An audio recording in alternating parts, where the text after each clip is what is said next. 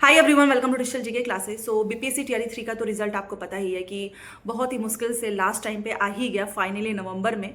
और 1 to 5 and 6 to 8 में mostly students का सिलेक्शन भी हुआ है, ठीक है, चाहे वो बिहार के हों या बिहार से बाहर के।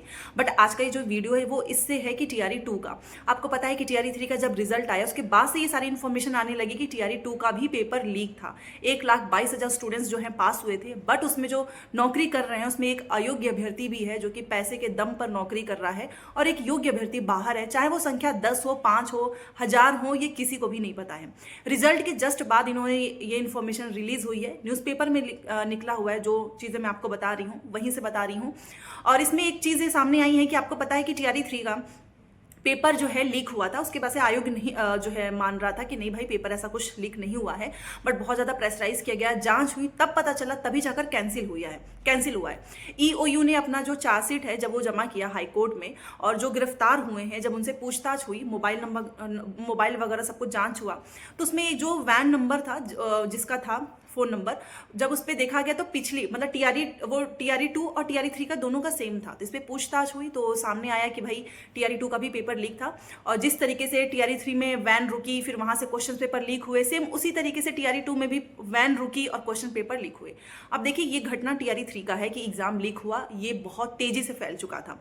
तो हो सकता है इसमें, अब ये किसी को नहीं पता इसकी सच्चाई, बट ये भी तो पॉसिबल है कि टीआरई 2 में भी हुआ हो, बट वो बहुत बड़े लेवल पे ना हुआ हो, छोटे लेवल पे हुआ हो, तभी चीजें सामने नहीं आई। बट डाउट तो उस समय भी था, क्योंकि जब रिजल्ट आया था तो कट ऑफ कुछ सब्जेक्ट्स के आप देखिएगा बहुत ज्यादा हाई गया था, ठीक है। एंड एक योग्य अभ्यर्थी वो बाहर हो चुका है, चाहे आप टीआरई 2 का देखिए, ठीक है, उसमें भी कुछ ना कुछ हुआ ही होगा, तभी जाकर इन्फॉर्मेशन सामने आ रही है। अब इसकी जांच होगी तब जाकर पता चलेगा। जांच होनी चाहिए, परमानेंट ये सारी चीज़ें बंद होनी चाहिए, क्योंकि बड़े लेवल पे होता है तो पता चल जाता है, छोटे लेवल पे होता है तो पता भी नहीं चलता है, ठीक है। और एक इन्फॉर्मेशन ये भी आ रही है कि इसमें पटना के 3 कोचिंग संचालक शामिल हैं, उनका नाम नहीं पता है किसी को, जहां पर क्वेश्चन पेपर सॉल्व करवाए गए थे।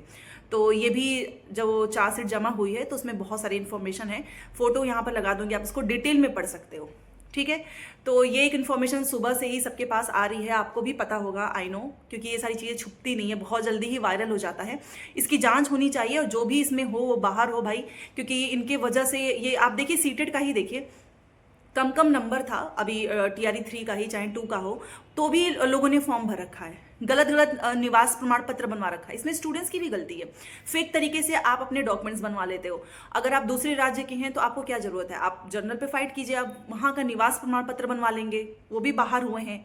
तो बहुत सारी चीजें हैं, जो पकड़े जा रहे हैं वो तो बाहर हो रहे हैं, बट वो सीट तो खराब हो गई क्योंकि सप्लीमेंट्री रिजल्ट तो आया नहीं, ठीक है, ये भी चीज़ है।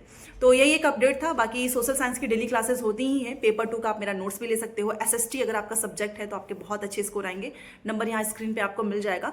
मिलते हैं शाम को 6 बजे, डेली हमारी क्लासेस होती हैं। अभी हम पीवाईक्यूज कर रहे हैं, सो दैट आपका जो कुछ आपने पढ़ा हुआ है वो रिविजन भी होता रहे, एंड फिर पॉलिटी ही बाकी है, वो भी हो जाएगा, ठीक है। मिलते हैं नेक्स्ट क्लास में। Thanks for watching.